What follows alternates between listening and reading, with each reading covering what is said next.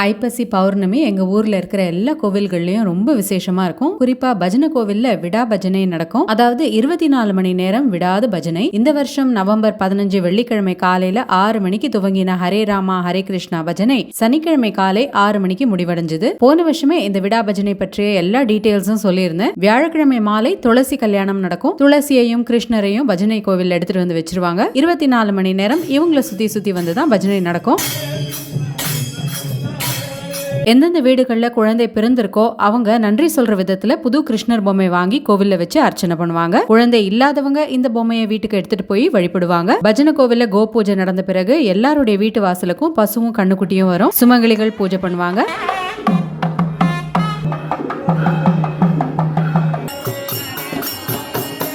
அப்புறம் பாகவதர்கள் ஊர் சுத்தி வருவாங்க. அவங்களுக்கு பாத பூஜை செய்வாங்க.